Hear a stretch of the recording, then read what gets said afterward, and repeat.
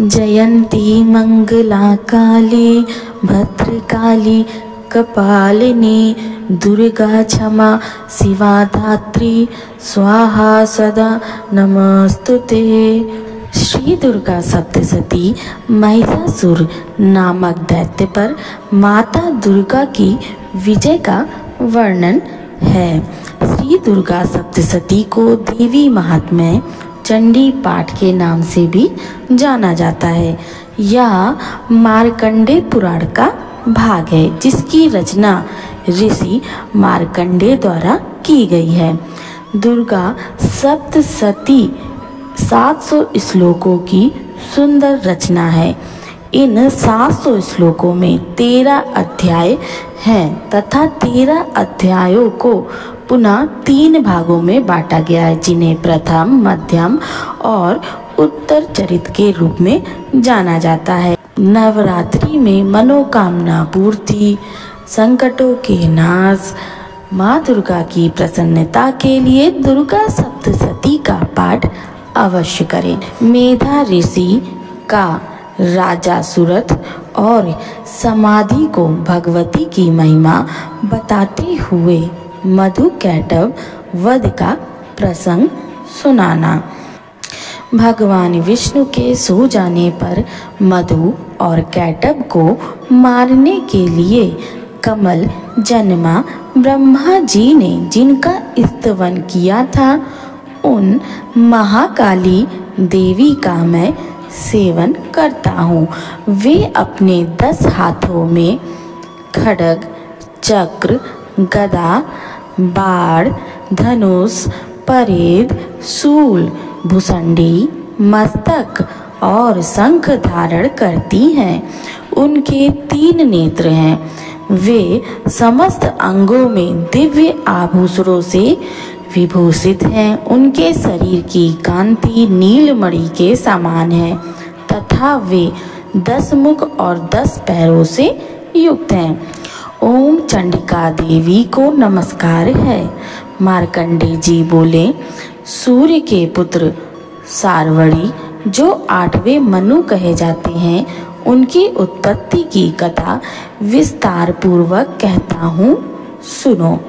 सूर्य कुमार महाभाग सावड़ी भगवती महामाया के अनुग्रह से जिस प्रकार मनवंतर के स्वामी हुए, वही प्रसंग सुनाता हूँ। पूर्व काल की बात है। स्वारोचिष मनवंतर में सुरथ नाम के एक राजा थे जो चैत्र वंश में उत्पन्न हुए थे।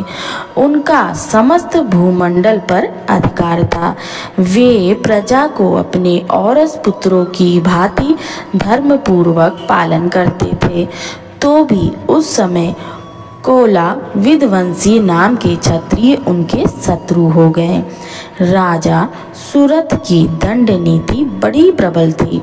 उनका शत्रुओं के साथ संग्राम हुआ। यद्यपि कोला विध्वंसी संख्या में कम थे, तो भी राजा सुरथ युद्ध में उनसे परास्त हो गए। तब वे युद्ध भूमि से अपने नगर की ओर लौट आए। केवल अपने देश के राजा होकर रहने लगे, किंतु वहाँ भी उन प्रबल शत्रुओं ने उस समय महाभाग राजा सुरथ पर आक्रमण कर दिया। राजा का बल क्षीण हो चला था, इसलिए उनके दुष्ट, बलवान एवं दुरात्मा मंत्रियों ने वहां उनकी राजधानी में भी राजकीय सेना और खजाने को हथिया लिया। सुरथ का प्रभुत्व नष्ट हो चुका था, इसलिए वे शिकार खेलने के बहाने घोड़े पर सवार हो वहां से अकेले ही एक घने जंगल में चले गए। वहां उन्होंने विप्रवर मेधा मुनि का आश्रम देखा, जहां कितने ही हिंसक जीव अपनी स्वाभाविक हिंसा वृत्ति छोड़कर परम शांत भाव से रहते थे। मुनि के बहुत से शिष्य उस वन की शोभा बढ़ा रहे थे। वहां जाने पर मुनि ने उनका सत्कार किया और वे उन मुनि श्रेष्ठ के आश्रम पर इधर उधर विचरते हुए कुछ काल तक रहे। फिर ममता से आकृष्ट चित्त होकर वहाँ इस प्रकार चिंता करने लगे, पूर्व काल में मेरे पूर्वजों ने जिसका पालन किया था वही नगर आज मुझसे रहित है। पता नहीं मेरे दुराचारी भृत्यगण उसकी धर्म पूर्वक रक्षा करते हैं या नहीं। जो सदा मद की वर्षा करने वाला और सूर्यवीर था, वह मेरा प्रधान हाथी अब शत्रुओं के अधीन होकर ना जाने किन भोगों को भोगता होगा।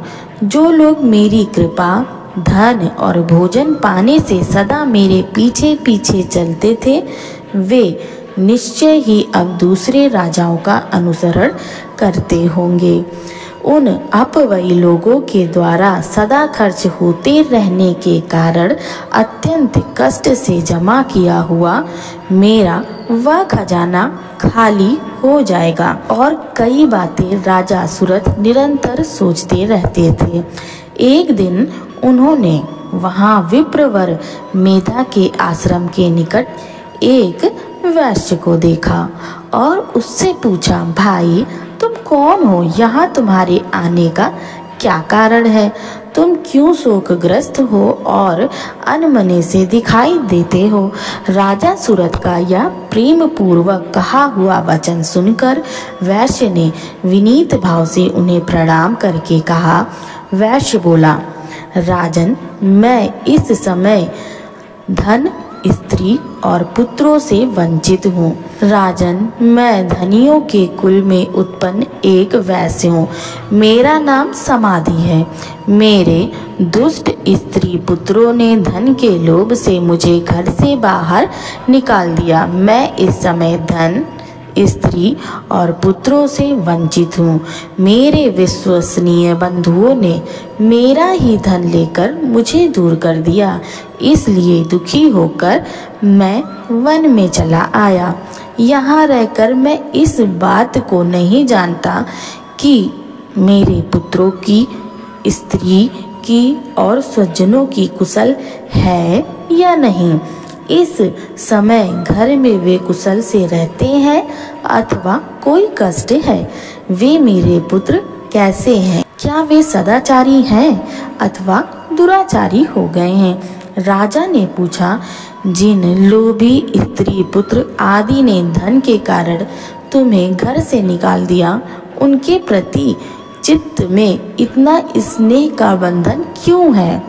वैश्य बोला, आप मेरे विषय में जैसी बात कह रहे हैं वह सब ठीक है, किंतु क्या करूं, मेरा मन निष्ठुरता नहीं धारण करता। जिन्होंने धन के लोभ में पड़कर पिता के प्रति स्नेह, पति के प्रति प्रेम तथा आत्मीय जन के प्रति अनुराग को तिलांजलि दे मुझे घर से निकाल दिया, उन्हीं के प्रति मेरे हृदय में इतना स्नेह है। महामते, गुणहीन बंधुओं के प्रति भी जो मेरा चित्त इस प्रकार प्रेम मग्न हो रहा है, यह क्या है? इस बात को मैं जानकर भी नहीं जान पाता। उनके लिए मैं लंबी सांसें ले रहा हूँ और मेरा हृदय अत्यंत दुखित हो रहा है। उन लोगों में प्रेम का सर्वथा अभाव है, तो भी उनके प्रति जो मेरा मन निष्ठुर नहीं हो पाता, इसके लिए मैं क्या करूं?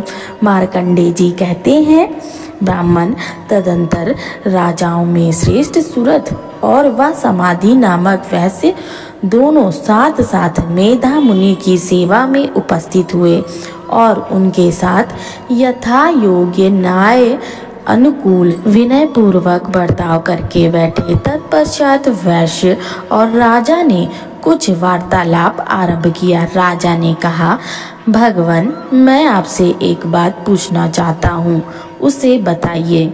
मेरा चित्त अपने अधीन न होने के कारण वह बात मेरे मन को बहुत दुख देती है। जो राज्य मेरे हाथ से चला गया, उसमें और उसके संपूर्ण अंगों में मेरी ममता बनी हुई है। मुनि श्रेष्ठ, यह जानते हुए कि वह मेरा नहीं है। अज्ञानी की भांति मुझे उसके लिए दुख होता है। यह क्या है? इधर या वैसे भी घर से अपमानित होकर आया है। इसके पुत्र स्त्री भृत्यों ने इसे छोड़ दिया, स्वजनों ने भी इसका परित्याग कर दिया है, तो भी यह उनके प्रति अत्यंत हार्दिक स्नेह रखता है।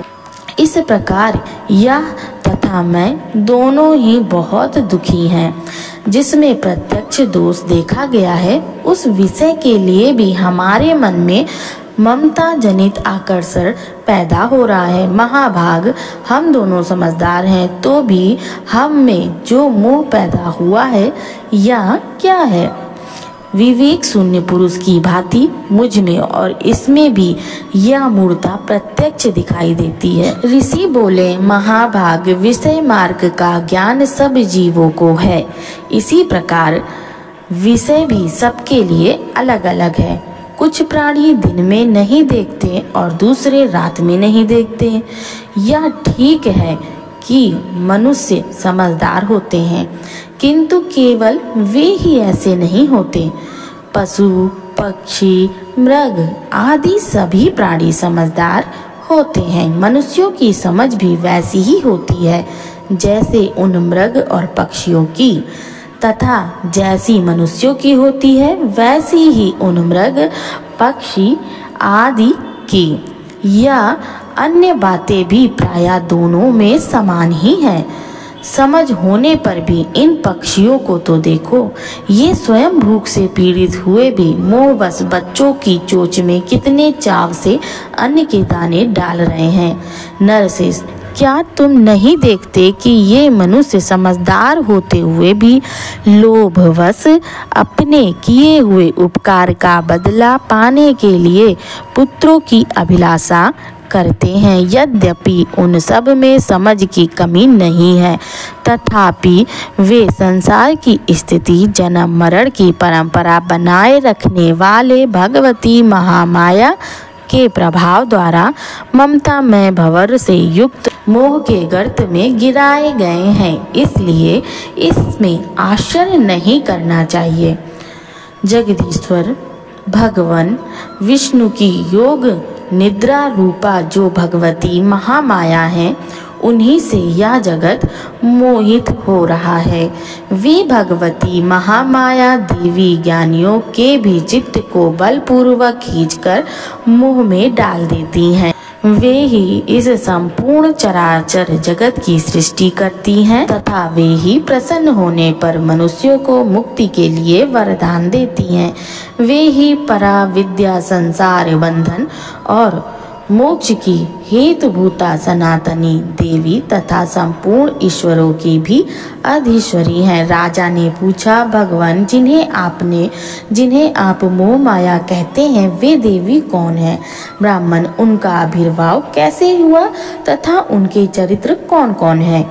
ब्रह्मवेताओं में श्रेष्ठ महर्षि उन देवी का जैसा प्रभाव हो, जैसा स्वरूप हो और जिस प्रकार का प्रादुर्भाव हो, वह सब मैं आपके मुख से सुनना चाहता हूँ। इसके आगे की कथा आप सभी अगली वीडियो में श्रवण कीजिएगा। तब तक के लिए राधे राधे, जय माता दी।